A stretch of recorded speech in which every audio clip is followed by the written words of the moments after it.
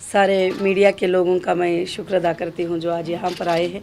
आज के हमारा जो प्रेस कॉन्फ्रेंस का और प्रेस मीट का जो मकसद है कि बेंगलुरु में ऑल इंडिया महिला एम्पावरमेंट पार्टी का आगाज़ हो चुका है और बेंगलुरु के अंदर हर कॉन्स्टिट्यूंसी में ऑल इंडिया महिला एम्पावरमेंट पार्टी का जो है काम चल रहा है। और ये पार्टी का मकसद है कि महिलाओं को एम्पावरमेंट करना सबसे पहले इसका मकसद है और उसके बाद देश की भलाई करना और देश में जो राजनीति का नाम लेकर लोगों को लोग धोखा देते आते हैं उससे लोगों की हिफाजत करना, जो लोग इनजस्टिस हो रहे हैं उनके लिए जस्टिस करना, ये एमईपी का स्लोगन है, जस्टिस फॉर ह्यूमैनिटी। ये पार्टी के शुरू करने से पहले एक सोशल वर्कर हूँ और वुमेन्स एम्पावरमेंट के लिए 1998 से जो है मैं काम करती चली आ रही हूँ। और मैंने जो चीज़ें महसूस किया है, कहीं भी औरतों के लिए जब इंसाफ मिलने का मौका आता है, कहीं ना कहीं जो बड़ी ताकतें होते हैं वो उनको पूरे से पूरे तौर पे दबाने की कोशिश करते हैं। सब लोग नहीं बल्कि कुछ लोग इस तरह से करते हैं। तो फिर इसलिए हमने ये फ़ैसला ले लिया है कि देश के हमारे भारत में 135 करोड़ पब्लिक है, जिसमें 64 करोड़ जो है महिलाएं हैं। तो उनके लिए जस्टिस होना सबसे पहला मकसद इस पार्टी का है। और उसके साथ साथ ये पार्टी सिर्फ़ महिलाओं के लिए नहीं बल्कि हर इंसान के लिए जस्टिस फॉर ह्यूमैनिटी के तौर पर ये पार्टी काम करेगी। और ये पार्टी में सारे लोग हिस्सा ले सकते हैं, जैसे कोई वुमेन्स की रिस्पेक्ट करते हैं, जो कोई अपनी बहन की रिस्पेक्ट करते हैं, जो कोई अपनी माँ की रिस्पेक्ट करते हैं, जो कोई ये चाहते हैं कि वुमेन्स का एम्पावरमेंट हो और उनके लिए जस्टिस मिले। तो मेरे ख़्याल से महिलाओं को जस्टिस मिलना और महिलाओं को एम्पावर करना ये देश का एम्पावरमेंट हो जाएगा। तो इसीलिए ये कदम को उठाया गया और बेंगलुरु में काफ़ी जगह पर इसके प्रोग्राम भी हुए, काफ़ी अच्छा रिस्पांस रहा और काफ़ी अच्छा लोगों का भी सपोर्ट मिला। अब हमारा जो प्रोग्राम है कल पैलेस ग्राउंड में, कल सुबह इंशाअल्लाह 10 बजे 1 बजे से जो है पैलेस ग्राउंड में मेरे ख़्याल से प्रोग्राम स्टार्ट होगा और प्रोग्राम 5 बजे तक प्रोग्राम रहेगा। और ये प्रोग्राम हमारा 11 तारीख को होने वाला था, मगर काफ़ी पॉलिटिकल चीज़ें इसके अंदर होते थे, बहुत सारी राजनीति हुई गई।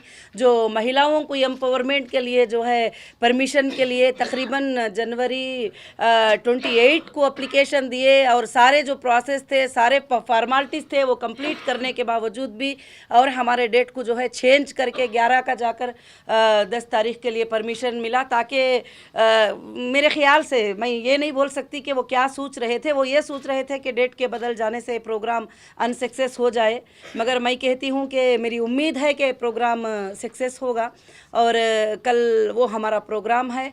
तो मैं यही चाहती हूँ कि हम पूरे भारत में और पूरे कर्नाटका के लोगों को मैं ये मैसेज दूँ कि हम एक ताकत बनकर खड़े हो जाएं, हम बोलने के लिए खड़े हो जाएं और हम हक़ के लिए खड़े हो जाएं। तो एक दिन ज़रूर से ज़रूर जो है हमें कामयाब हो जाएंगे, सक्सेस हो जाएंगे। और मेरे पार्टी के मुद्दों में से ये मुद्दा सबसे पहले है कि राजनीति के शक्ल को बदलना हमारे लिए बहुत ही ज़रूरी है, क्योंकि राजनीति की शक्ल आज एक भयानक शक्ल, एक ख़तरनाक शक्ल बन चुकी है। करप्ट की शक्ल कोई है तो वो राजनीति की शक्ल बन चुकी है, अगर कोई बहुत सारे हरासमेंट की शक्ल है तो वो राजनीति की शक्ल बन चुकी है, ब्लैकमेलिंग की शक्ल है तो राजनीति की शक्ल बन चुकी है।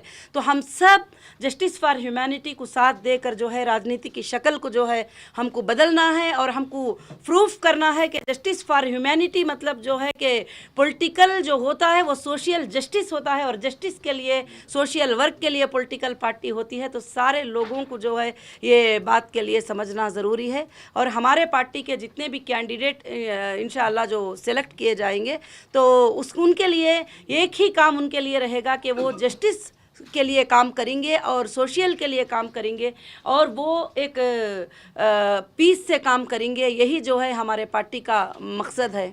मैडम, आप बोल रहे थे कि 224 कॉन्स्टिट्यूंसी में खड़ा हो जाएंगे सब लोग जी। In that kind of a scenario will all the 224 constituencies be only the lady contestants or even it will be both men and women?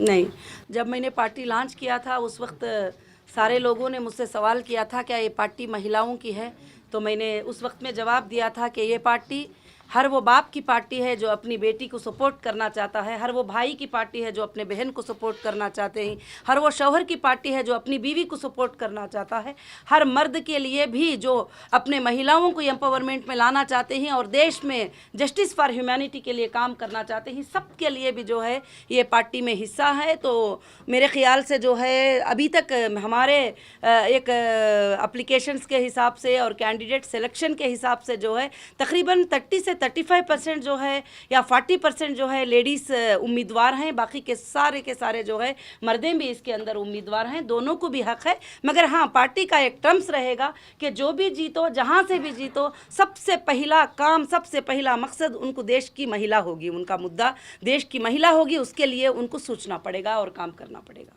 समय तो इतना बहुत कम है जी, अभी 2 महीने में रूट्स लेवल में पार्टी का भी जो रीच है जी, अभी तक उतना नजर में नहीं आ रहा है। जी। जो अखबारों में, टीवीओ में उतना ही देख रहे हैं। जी, जी, तो जिस तरह से आपने प्लान किया है जी, प्लान भी किया है और हमारी पार्टी रूट लेवल में भी काम कर रही है और ग्राउंड लेवल से भी काम कर रही है और बूथ लेवल से भी काम कर रही है, और जितना अखबारों में, जितना सोशल मीडिया में आ रहा है वगैरह सब कुछ भी हो रहा है। बाकी का जो काम पार्टी के कार्यकर्ता हैं वो 224 कॉन्स्टिट्यूंसी में भी अपना काम जारी रखे हैं और भी 2 महीने टाइम है और काम हमारा चलता रहेगा।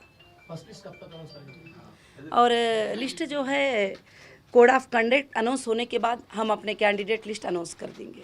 भाई बहन मैडम, जी, कब टेंटेटिव डेट? डेट मैं एग्जैक्टली नहीं बता सकती क्योंकि अभी फाइनलाइज करने में टाइम है, तो थोड़ा अभी हमारी लिस्ट फाइनल होना है, तो डेट जब ही मैं अनाउंस करूंगी, जब फाइनलाइज का वक्त है तो फिर से इनवाइट करके अनाउंस करेंगे आपको। मैडम जी, आपने कहा कि 224 सीट्स आप कॉन्टेस्ट करें, जी, लोग कह रहे हैं कि आपके जो कॉन्टेस्टेंट्स थे माइनॉरिटी वोट डिवाइड होने के चांसेस हैं, जी। तो उसके बारे में आप क्या कहेंगे? मेरा कोई ऐसा इंटेंशन नहीं है माइनॉरिटीज़ वोट। मेरा टेंशन है कि सारे देश के लोग और सारे देश के महिलाएं और सारे इंसानियत को मैं सपोर्ट करना चाहती हूँ, मुझे भी सारी इंसानियत सपोर्ट करेगी, ये मेरा एक्सपेक्टेशन है।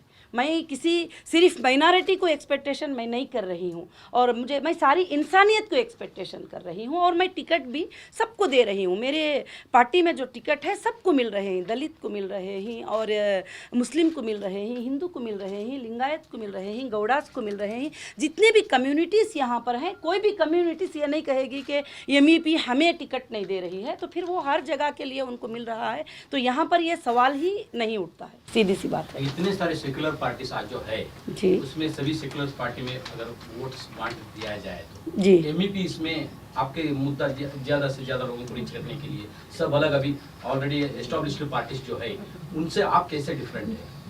हमारी पार्टी बिल्कुल से बिल्कुल डिफरेंट है।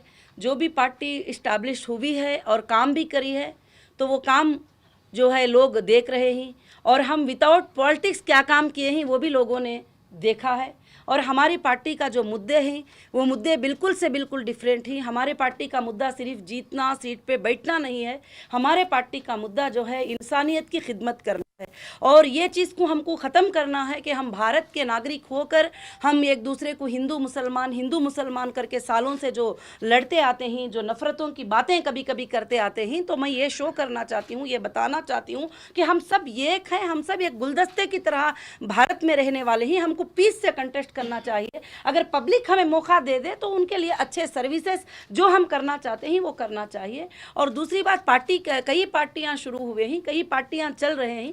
आप अगर देखते हैं कि कर्नाटक में मैंने एक सर्वे किया है तो गवर्नमेंट स्कूल जो है कर्नाटक के 20-20 साल हुआ है जिसमें आज तक लाइट नहीं लगी है, जिसमें पेंट नहीं लगा है, जिसमें बाथरूम नहीं है, जिसमें बच्चों के सहूलियात नहीं है। तो फिर क्यों नहीं है? जो इतने बड़े बड़े बजट जो पास होते हैं तो वो क्यों नहीं किया जाता है? तो हमारा मकसद है कि स्कूल्स को, गवर्नमेंट स्कूल्स को जो है यूनिफॉर्मिटी में लेके आना, गवर्नमेंट हॉस्पिटल्स को यूनिफॉर्मिटी में लेके आना, अर्बन और रूरल को एक ही इंसाफ करना। इलेक्ट्रिसिटी क्यों ना हो और स्कूल्स क्यों ना हो, एजुकेशनल क्यों ना हो, सबके लिए एक ही इंसाफ होना चाहिए।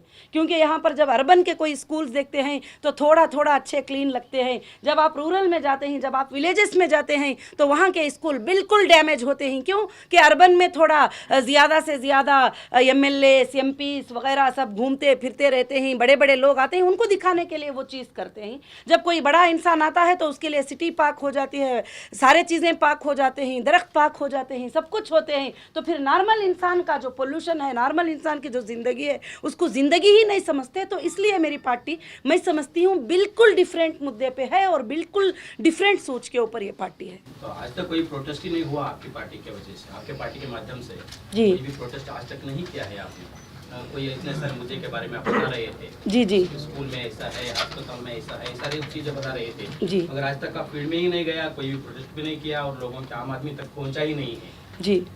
तो इसके लिए क्या कार्रवाई? देखिए, एक बात क्या है, रोड पे खड़ के 10 लोग प्रोटेस्ट करना, 100 लोग प्रोटेस्ट करना, एक हंगामा मचाना, वो चीज़ से मुझे नहीं लगता कि उससे हमारा काम हो जाएगा।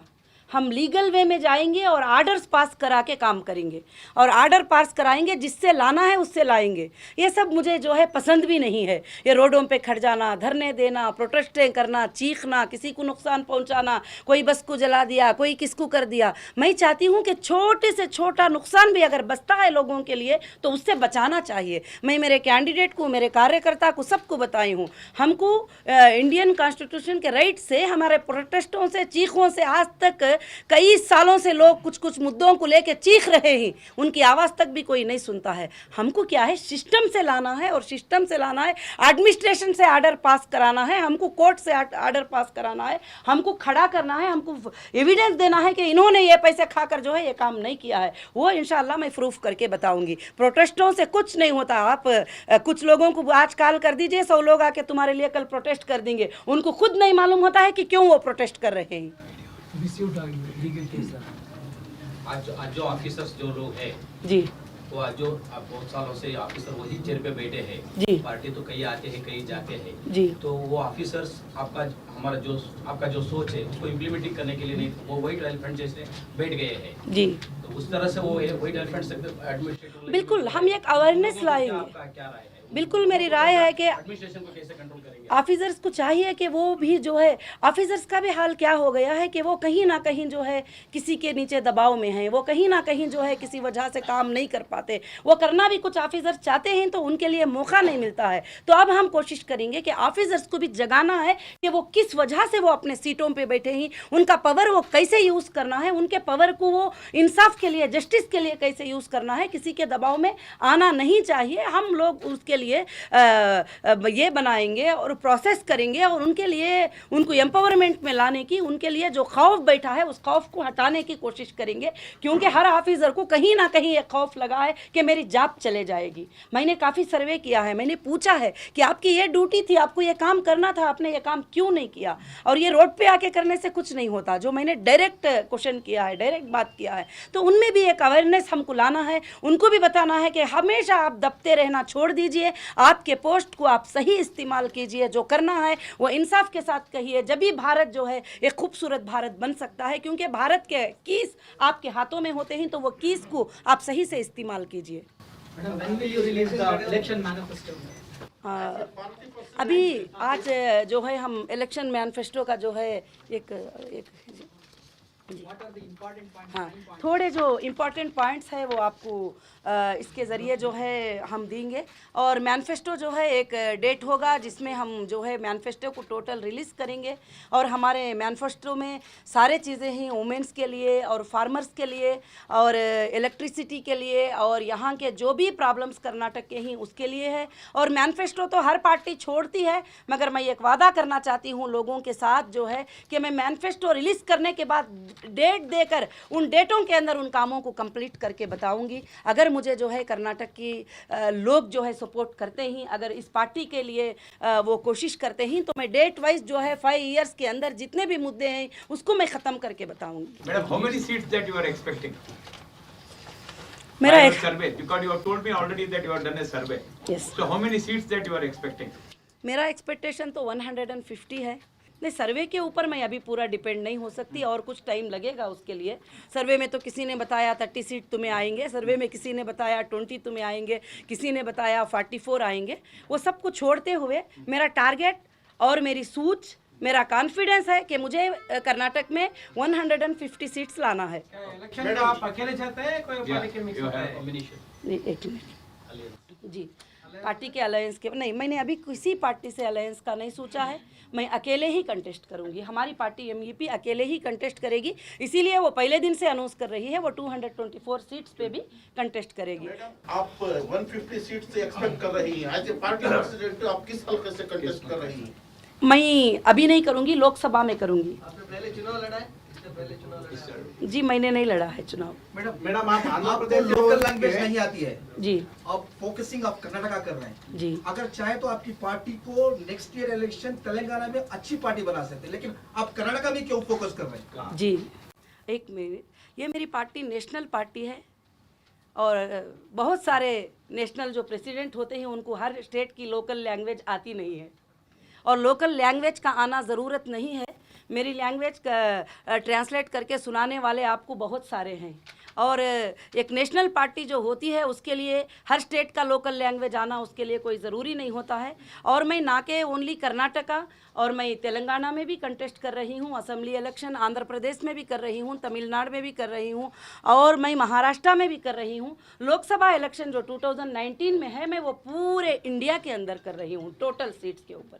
तो इसलिए मुझे किसी स्टेट में, एक स्टेट में लोकल लैंग्वेज आने के लिए मुझे कुछ खास उसकी ज़रूरत नहीं। फिर भी मैं कोशिश करती हूँ क्योंकि तेलुगु लैंग्वेज आने की वजह से मुझे कन्नड़ा 50% जो है समझ में आ जाता है और मैं पढ़ भी लेती हूँ और प्योरली जो है मैं बात नहीं कर सकती हूँ, कुछ दिनों में कोशिश करके बात भी करूँगी। अभी इंडस्ट्री बैकग्राउंड में आप आए हो जी, ये राजनीति को भी इंडस्ट्री जैसे अगर आप समझ पा गए, ऐसा सोच बाहर जा रहा है जी। इसको भी एक इंडस्ट्री समझते हैं। राजनीति इंडस्ट्री नहीं है, सोशल सेक्टर है जी। मगर आप आए हैं तो इंडस्ट्रियल बैकग्राउंड से जी। तो लोगों को किस तरह से आप इस मैसेज को महसूस करना देना चाहते हो आप? इंडस्ट्रियल किसी के ज़िंदगियों से अलग नहीं है और मैं चाहती हूँ कि जो भी लोग राजनीति में आए वो अपना पर्सनल मैनेज करते हुए, अपना बिजनेस, अपना जॉब करते हुए देश की खिदमत करने के लिए टाइम दे। जब पॉलिटिकल टोटल वो डिपेंड हो जाएंगे जब ही तो क्राइम्स, करप्शन सब शुरू हो जाते हैं।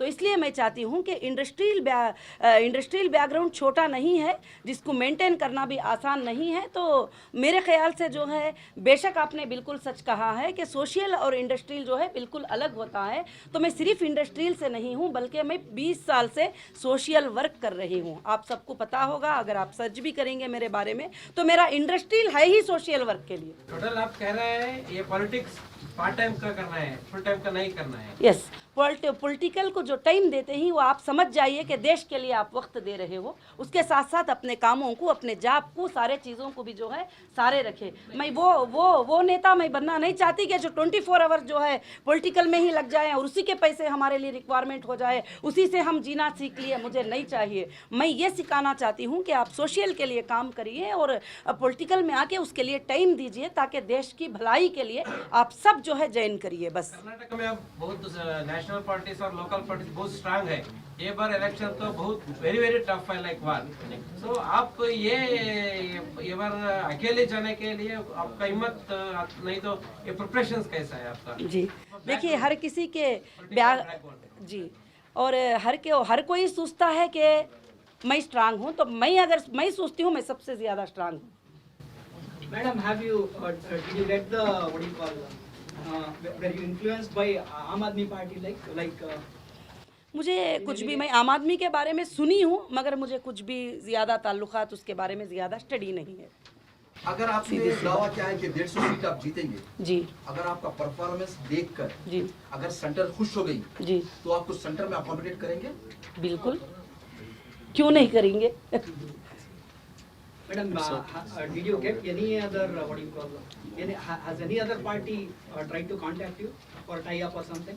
बहुत सारे पार्टियों ने कांटेक्ट किया है कि अलायंस के लिए बात किए ही वगैरह। मैंने कहा है कि मैं अभी किसी पार्टी के लिए, जी मैंने जो है, देखिए मैं सारे पार्टी कहा है, मैंने डिक्लेरेशन नहीं करना चाहती हूँ। छोटे पार्टी भी, बड़े पार्टी भी, नेशनल लेवल के पार्टी भी अलायंस के लिए मुझसे कहा गया है। तो मैंने कहा है कि मुझे जो है अभी अलायंस की कोई भी सूच नहीं है। मैं अलायंस के लिए इसलिए डर रही हूँ कि किसी भी पार्टी से जब हम अलायंस हो जाएंगे तो हमारे जो सूच होते हैं उसके नीचे कुचल जाएंगे। जो हमारे ड्रीम्स हैं, जो हम सूच कराए हैं, जो हम चेंजेस का सूच कराए हैं, मेरे ख्याल से वो पॉसिबल नहीं हो सकता है। तो इसलिए मैं अपने सूच को रखती हुई और देश की भलाई को सोचती हुई, अब जो सिचुएशन है राजनीति का, उसको मैं जब चेंज करना चाहती हूँ तो मैं कोशिश करूँगी कि मैं अकेली ही कंटेस्ट करूँ। मैडम जी, सेंट्रल गवर्नमेंट की ट्रिपल तलाक के बारे में जो फायदा हुआ है उसके बारे में आपका राय क्या है?